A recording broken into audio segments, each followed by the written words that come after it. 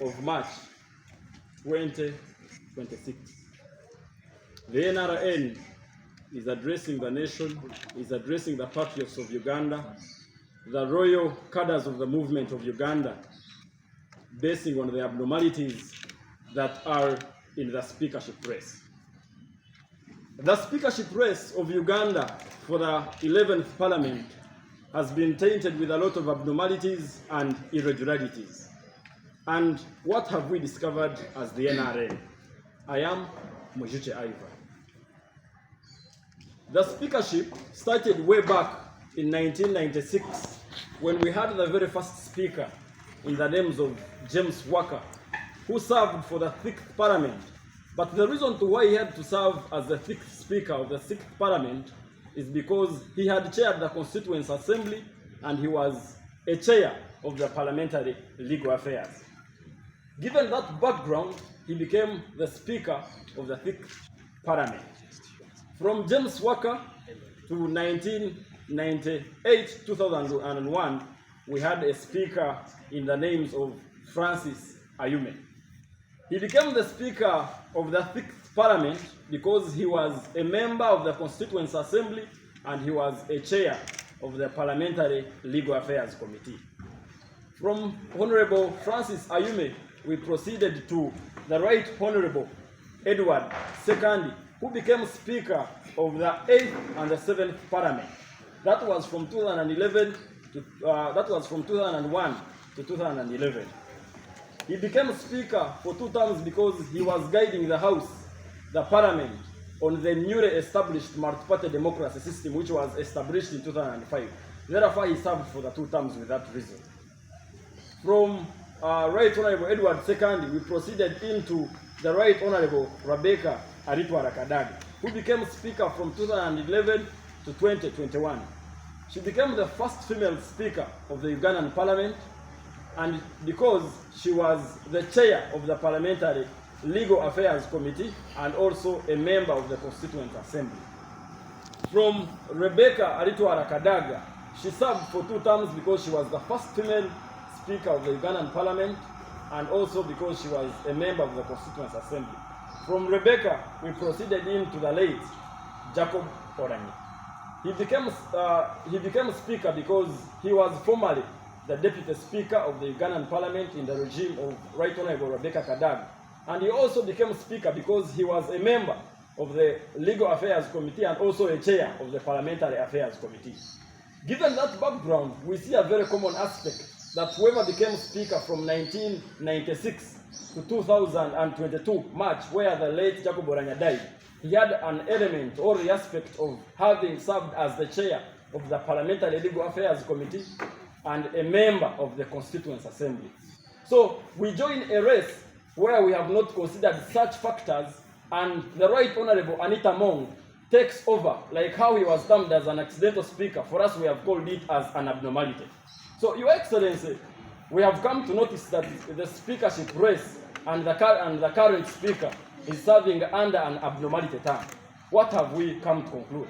We have come to ask a question to the Ugandans and specifically you, Your Excellency, the party chairman, that did NRM change from the original principles of NRA, where we had to choose speaker because he or she had to do with the aforementioned competencies, having served as the chairperson of the Parliamentary Legal Affairs Committee or a member on the Constituent Assembly. Your Excellency, we would love you to come clearly and you mention it to the Ugandans, whether such principles of the NRA were discussed under the SEC, the Central Executive Meeting, and you decided to exclude them from being considered when you're choosing a speaker in the Parliament. And that raises as an eyebrow, it raises eyebrows to the Ugandans. If NRM principles, original principles, were defaulted the time when Right Honorable Anita Among became Speaker, then which NRM are we in? Which NRM are we serving? The future of NRA. The future of NRA. It is on that note that we would love to ask His Excellency Yoweri Kaguta Museveni that which principles are we using to establish a speaker? Because the past speakers we considered being a chair of the Parliamentary Legal Affairs Committee or a member of the Constituent Assembly. It is on that note that after the death of the late Jacob Oranyi, we expected competent men like Right Honorable Oboth and Robin Arwakojo to take over the speakership, because the Right Honorable Anita Among was incompetent at that time. She had the prerequisites, the requirements, the qualities of becoming a speaker of Uganda. So why did Anita Among become a speaker when we had competent people who had the characteristics of the NRA, of the NRM that we consider? From that background, the future of NRA. From that background, I would love us to first differentiate for Ugandans, the parliamentarians, and the future royal cadres of the movement, and the NRA cadres of the movement, that from the previously concluded SEC elections of the NRM, Your Excellency, I would love to bring it to your notice that your roots were cut from the stem and you remained as a party chairman. What am I saying? Your competent members, they were defeated miserably on the delegates conference. It is not a small thing to look at. It is a big thing. It raises attention to the future of the revolution, the future of the movement. We saw competent members like Major General Jim who is losing, Lydia Wanyoto losing, Kato Gabriel losing. These are the original roots of the NRM, and they would have taken over the principles. But what led to their losing? Your Excellency, I would love to bring it to your notice that legally, from the NRM constitution, the Central Executive Committee is constituted of 28 members. 28 members, we have 5 non-voters. That is the Secretary General of the party, the National Treasurer of the party, the Deputy National Treasurer of the party, and some directors who are non-voters on the Central Executive Committee. So you are remaining with 23 eligible voters on the Central Executive Committee. But these 23, it is only you, Your Excellency, and Moses Chigongo who are independent. The other members from the 23, which are 21 members, they are all Anita among SEC members. I can give you a guarantee that, Your Excellency, when the very first time when they were concluding a resolution on who becomes speaker, Your Excellency, all the members that voted in for the Right Honorable Anita Among to become the flag bearer of the movement for speaker, these were people that she funded from grassroots A up to the last time when they won the election. What am I saying? She has earned influence on the 17 royal cadres of the SEC, Central Executive Committee, that, Your Excellency, it is only you and Moses Chigongo who are independent on that Central Executive Committee. And where does this drive the narrative of the NRM? Your Excellency, it is on that note that I would love to bring it to your light, Your Excellency, that we should differentiate between control and command. When we substitute managing an institution with personalizing an institution, Your Excellency, it puts the future of NRM in danger. What am I saying? The parliament is established on a very delicate ecosystem that the executive visibility should not be overshadowed by personal interests. Your Excellency, the current parliament, as you can see, Your Excellency, there are 355 MPs, Your Excellency, from NRM.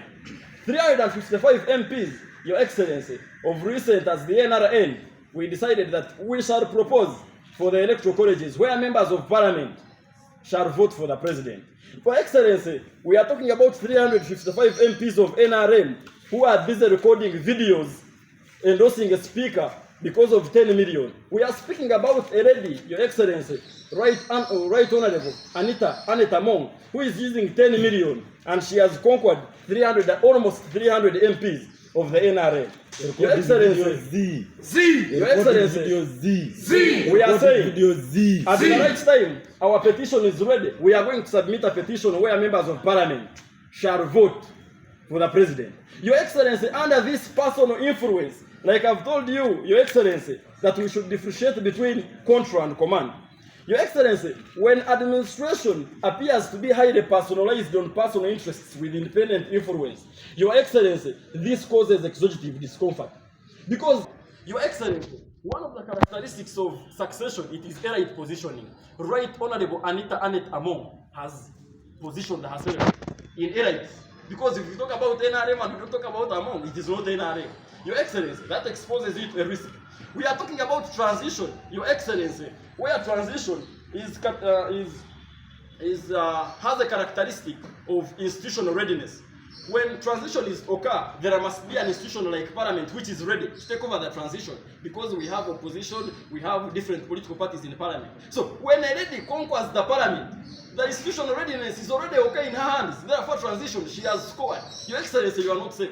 We are talking about entrenchment, where we are looking at someone who is looking at the best modes of sustaining the current government in power.